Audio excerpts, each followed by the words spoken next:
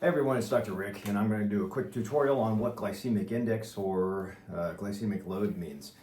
If you are starting out your journey on trying to lose weight, then you should know about those things that cause the most weight gain. That'd be food. There's other things like stress and metabolism issues or lack of exercise, smoking, that also changes around weight gain, but that dynamic is really complicated. I just want to talk about food. And if you don't know what glycemic index is, that was a measurement that was developed first in Toronto, and two distinct doctors up there decided to figure out, okay, how long does glucose take to digest in the body? They used that as the template, 50 grams of glucose, I believe it was. And they figured out, okay, to burn this amount of kilocalories and this amount of glucose, it takes this many units. And then from that point, they tried to relate that to other food processes or other foods. Whole foods usually have a low glycemic index because it takes a long time for your body to digest that food. Processed foods, especially ultra processed, will usually be digestible or be evaporated immediately. So they have high glycemic index. So that's the basics I want you to remember. High glycemic index, not so good. Low glycemic index, good. So in the case of water, you have a low glycemic index because water doesn't have any glucose in it. So that's a healthy thing, but you can't really sustain yourself on water. And that's not really water. I tainted this with GU. That's Noon or GU are two fizz tabs for electrolytes that I like using. Noon is a common one. Tastes pretty good. You can get it anywhere. GU I can only get at REI. Anyway, I use it for hiking, and that just flavors this. But if you had water, good. But you can't sustain yourself on water. So go to the next best thing. Fruit and natural things, whether it's fruits or veggies. Some plants have more fructose than other plants. Veggies don't have as much fructose, but they have higher components in it that help with healing.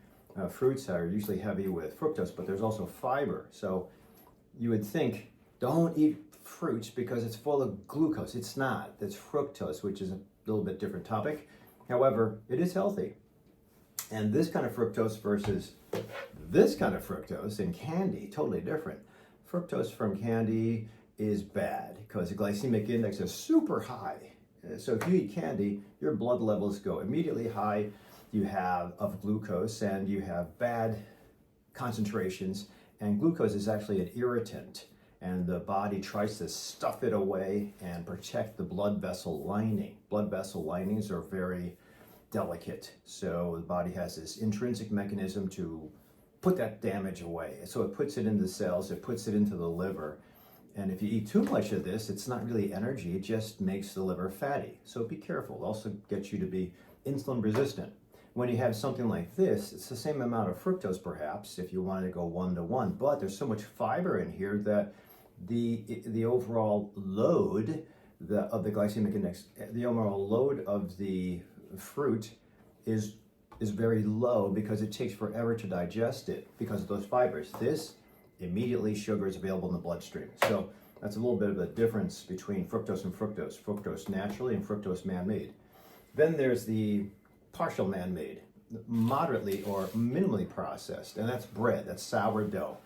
I wanted to bring sourdough and some garlic butter here to show you that sometimes if you want to get to the sustenance part, you can have certain things, and some things are healthier than others.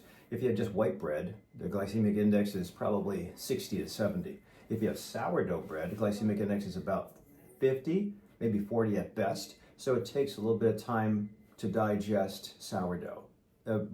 In fact, there's an old saying, if you can take your bread and crumple it up and then eat it, and you can chew it and swallow it, great. That means it's high glycemic index. And the white bread that you can do that with white bread, and you can pop it in your mouth and it'll melt immediately. But sourdough and some of the harder breads that you get from a variety store, those artesian breads are made so high fiber, they're really hard to break open. You got to work on them. That takes forever to digest. Those are lower glycemic index than the Wonder Breads. So lower, better, higher, worse.